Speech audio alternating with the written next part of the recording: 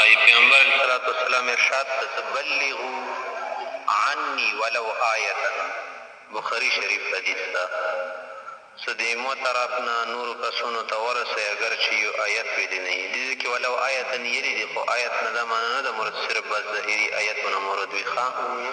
بلکې مرادونه دا څه هره وړه خبره دې مو وي که نه هغه خلکو ته تاسو رسوئ مخته دویم حدیث ته انزل الناس منازلهم ابو داود شریف کې دا حدیث ده انزل الناس حال تاسو را کوز کئ منازلهم خپلو درجو ته څه معنا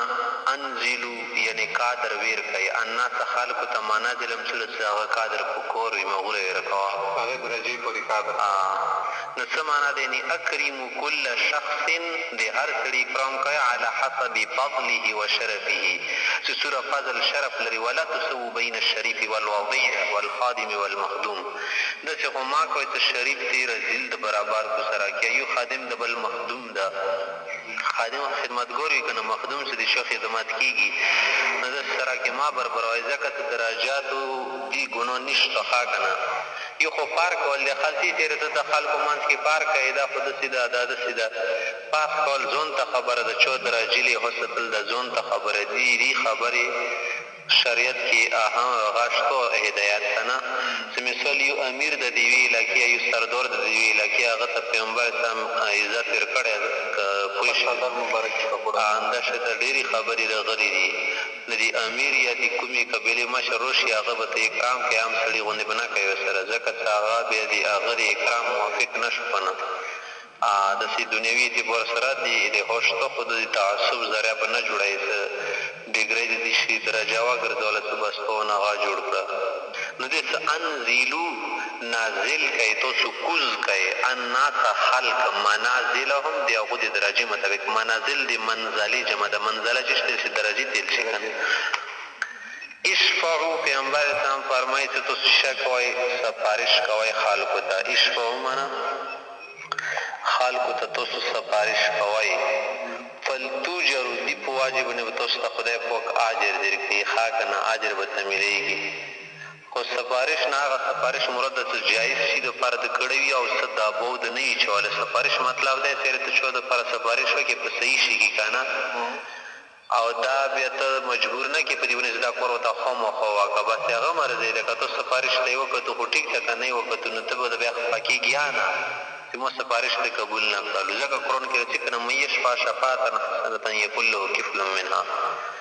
دې ته به دې حصه میلوېږي که نه که بیا چې بعد سفارش وکړو غلطه کارونو کې سفارشونه کې هغه له بیل بول بیا په غورځي خو دواړو کې دباو نه شته ښه دباو نه چلېږي او ګناه سفارش خاصې ګناه ده دا بخاري مسلم شریف الحدیث ته مخکې یو صحابي پیغمبر اسلام ته راغلی و که نه چې یا رسول الله ته داسې خبره راته وښیه چې هغه بلکل لانډه وي یعنې خبره خو مختصر وي خو پر اثر ډېره وي که نه څه مطلب ورکې ډېر وي جامعه مانعه خبره راته وکړه نو هغه ورته ویلو چې قل ویه بس آمنت بالله په الله مې ایمان راوړی په الله باندې ایمان راوړو خو معنی دی ملایکو فرشته هر شي باندې روغلو که نه ثم استقم بیا دې باندې ټینګ واوسه استقامت اپناو که استقامت معنی دی چې مستقل مزاجه جوړ شه د کربوړي غوندې رنګ بدلواره بدلول نشته اسلام کې د چرګ لکې غوندې به سړی نه کېږي لکه کوم طرف نه هوا راغله بیا ما طرف ته کوږ شي نه که ته به د ډېر سخت حالات راغلو که نه ته بیا چې ښه کوي د اسلام نه نه واوړې که ته یې راغلو هغه باندې الټا سیډ باندې به وځې ازمري په شان دی پوه شوې جبل استقامت به ځان نه جوړوي نو ثم مستقیم نه د غره په شان دی بیا مستقیم اوسه که سخته هوا راشي که دوی راشي که آندهی راشي که طوفان راشي که اوسپنې والا غټ غټ ماشینونه په ور واخېږي غر چاته نه خوځېږي ځای نه نو داسې ته به د دین حکم نه نه غواړې چا دپاره څه وډارېږي یا د مول لالچ د واجې نه لکه قرآن کې هم ده شته که نه چې ان الذین قالوا ربنا الله هغه خلک ویلو چې رب دې مو الله د څه معنا ایمان یې راوړو که نه ثم استقامو بیا په همدې خبرې ټینګ واوسي فلا خوف علیهم ولا هم یحزنون د دپاره جنت ته که نه نو ځکه وتل چې استقامت خو دا خو ډېر لوی شی ده که نه د زر کرامتونو نه بهتر ده رواه مسلم دا مسلم شریف ده